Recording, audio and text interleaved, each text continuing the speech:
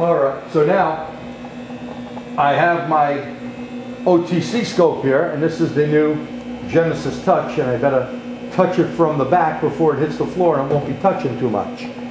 This is with the optional pod that's up there, that's hanging under the car, right there.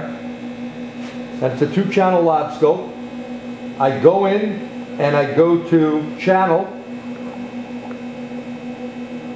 I go on EC coupling, because this doesn't have neat barcodes, does it, gentlemen? That's right. This is going to give you just a basic waveform of voltage fluctuations. So once I have that, I can close that. I also will go to the range. The range, I'm not sure why they have this on the amps here. And with the A, I assume stands for amp. And the only other choice that I have here is kV, and I don't want that. So this is where I'm at on the scope. And I'm not in anything but lab scope. I'll show you that as I back out. And we take our time. And I don't mean take our time to play today. We take our time. He means sets the time base, is what he really means. Is that what I meant? Yeah, I think that's what you meant. And I'm going to go to 500 milliseconds. Okay? Which is a half a second, guys. You bet. Okay. So now that we have all that set. Now those numbers will vary. Some scopes use the time base per division, and some use it for the whole screen. So you have to understand, you want to get a good picture, you'll learn which one your scope is. So go ahead, and each scope, the settings will be a little different.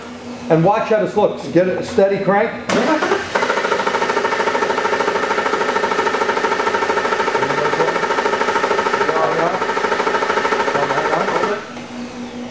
And just like we said before, sometimes we're in the wrong value or whatever. This is the real world. When you're in the shop, you don't always get the result in the first second.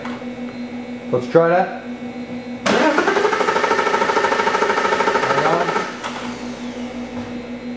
You were AC coupled, right? I'm going to go back and double check. AC coupled. Okay, let's try it.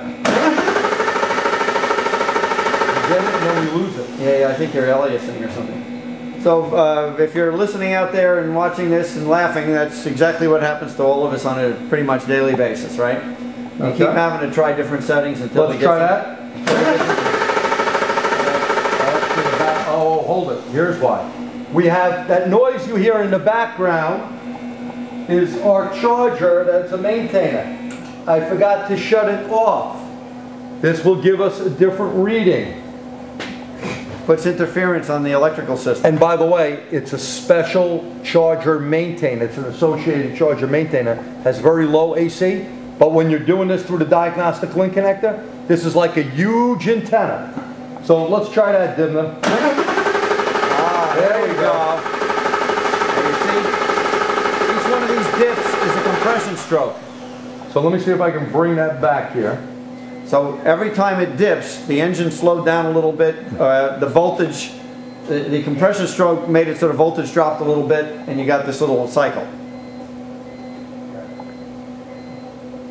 And if they're all even, you pretty much have even compression, and if one of them goes kind of flatline, well, your engine's probably got a little flatline problem. My recording didn't record.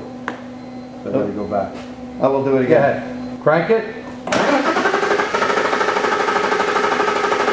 Good.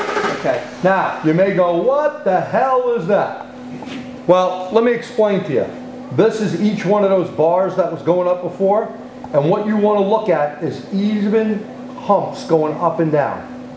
As long as these are all pretty even and the space in between is even, you got yourself a good setup. Let me see if I can